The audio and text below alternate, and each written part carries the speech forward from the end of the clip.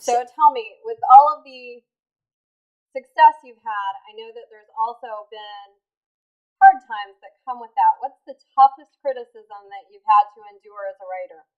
Okay, well, I'm going to break this down because it's fun. Everybody likes to hear this. The toughest criticism from a reader, one time when I went on this blog and there were like 35 women all dissing my book and saying they will never buy a Kieran Kramer book. A lot hadn't read it, but they were listening to the other people there, and they said, well, thank God you told me. She's so horrible. I'm never going to pick one of her books up. So now, I'm totally okay if anyone wants to give me a 1-star review. Fine with it, no problem. But that day when I was bashed so heartily, I realized I need to separate myself from my identity as an author, from my intrinsic person, who I am. And I had to figure out who I was at my very essence. And that's totally separate from all the identities I carry, okay? And so I can still feel good about myself, and I'm so much better at it. And it was a real maturing process for me to go through all that, because I've always been a people pleaser, and I've always been a good girl, and I think I'm a nice person in general. So it's always hard for me when people aren't nice. I can attest that you are.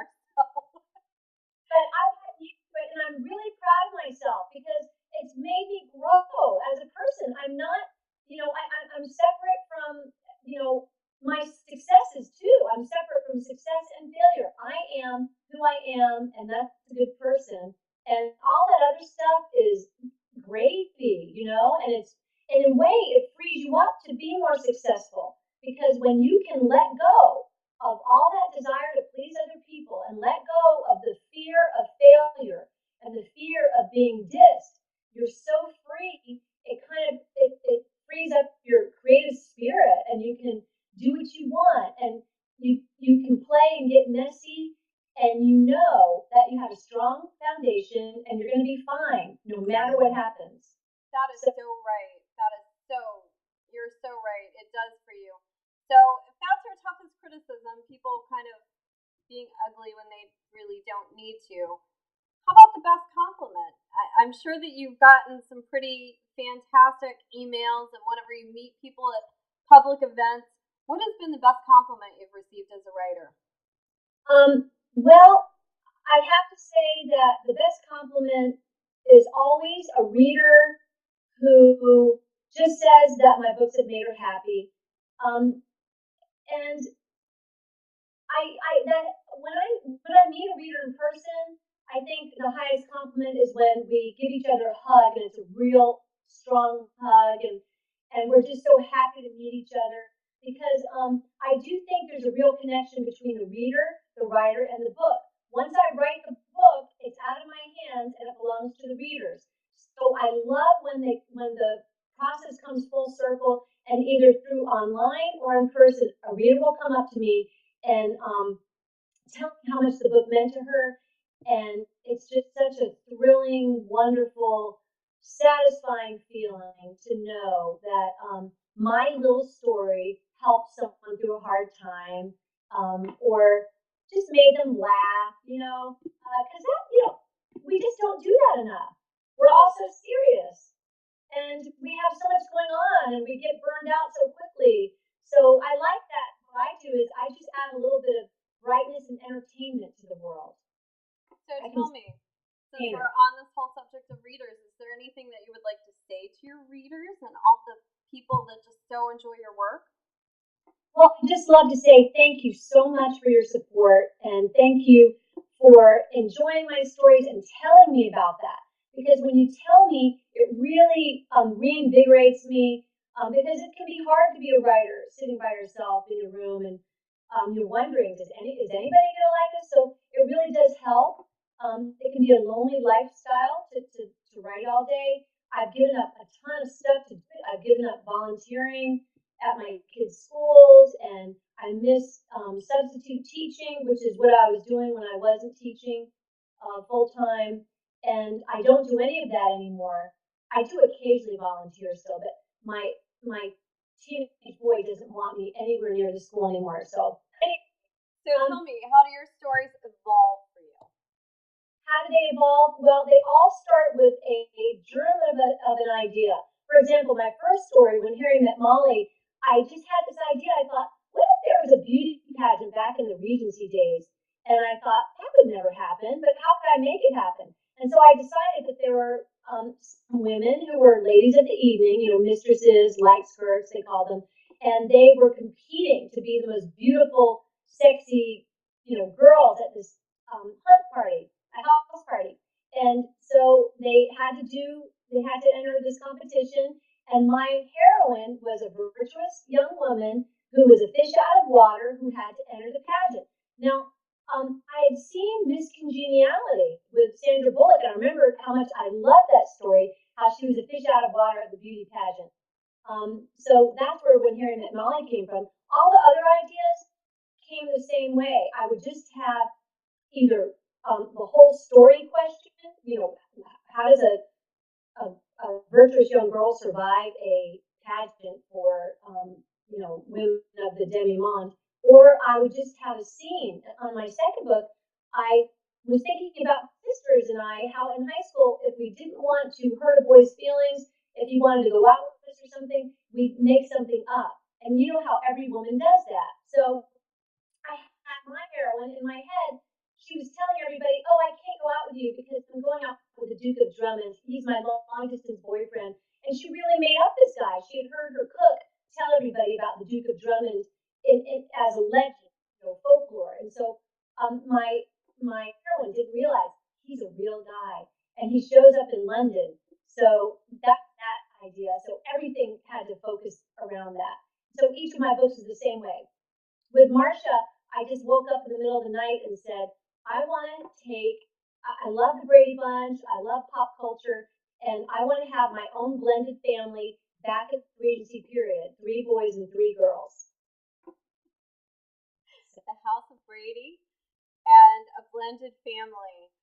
Something of a Brady Bunch thing going on there? I'm paying light homage to the Bradys in this book, very light homage. If you have never seen the Brady Bunch, you'd never even know, basically, except for their names. Well, I would be curious in your emails how many people actually catch on to the light homage. People have no idea already because I've had a few reviews done. The arcs are out, and some people are not even aware of what the Brady Bunch is. So, and that's great because my editor said to me, "I want an organic Regency tale." But the way I am, I just love pop culture so much, and my titles reflect that. And I really want to connect who I am as a modern woman, to my love of history, and my books are the way to do it. Well, you have the best titles ever, like When Harry Met Molly, Cloudy with a Chance at Marriage, Dukes to the left of me, Princes to the right, If You Give a Girl a Viscount. They're just so fun. So do you create your own titles, or is that your editor? The project, when I pitched my series, I had 4 titles, and we wound up keeping a couple, but Jen and I, my editor, collaborate on the others. I'm going to give her full credit for it because she had young kids, and so they were always reading If You Give Them Out the Cookie, and I hadn't done that in a long time, so that just popped right into her head. But we just love talking titles together. Loving Lady Marcia is a much more, mainstream title. But the words House of Brady appear on the front, and we wanted to have the name Marcia in the book title. Though the second book about Gregory is just called The Earl Is Mine. Oh. So your upcoming release, Loving Lady Marcia, when does it release exactly? Next Tuesday, that's August 28th. And so it'll be available everywhere. Hopefully, it should be there at Target, Walmart, Barnes and Noble, Amazon for your Kindle books. I am so excited for you. Thank you so much. I am too. I'm really looking forward to reading it. So, anything else you would like to tell us about Loving Lady Marcia before it releases? Well, it's a totally brand new series, so don't expect the same same thing from. It's not the same as the Impossible Bachelors. I think I still have my same voice. I like lighthearted stuff, but I go more, I think, in depth with the emotion in this book. And that again, that idea just came to me. What I actually talked about in this book, and well, once I have an idea, I don't want to let it go. But I still have my traditional quirky touches that I like to put in there.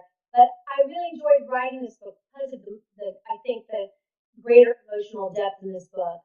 I love families, and I've always wanted to write women's fiction too. I love the nuances, in women's relationships, sisters, because I have three sisters, and lots of women in my life. So I love exploring that. I love exploring all kinds of relationships. So I'm sure coming from a big household that you can really relate to that blended family with so many siblings. So I can't wait to see your perspective. Thank you. We had a nanny. So servants are important to me. My nanny was not a servant. She was my second mother. And I hate to even use the word nanny because it sounds like we lived in this palatial mansion and, we didn't. She was an English girl who decided to live with us for 1 year, and the year extended to 13 years. But she was my second mother, and she was very jolly and English, and that's another reason my stories have some humor in there, and why the family members and the servants are equally important. One of my readers said she loved the servants in this book, and we realized that Regency stories don't only have to focus on the wealthier members of the household. You can talk about the servants. Oh yeah, they have their own stories. Imagine the perspective of the servants that are running around watching and hearing all of these things going on with the wealthy and the gentry. So I'm sure that it's going to be fun. Thank you. Well, thank you so much for joining us here today, Kieran, and you were just a joy to be around. And I wish you the best of luck with your new release, Loving Lady Marcia. And everybody go buy it on Tuesday. Thank you very much. I had a great time. I'm back again soon. Bye-bye.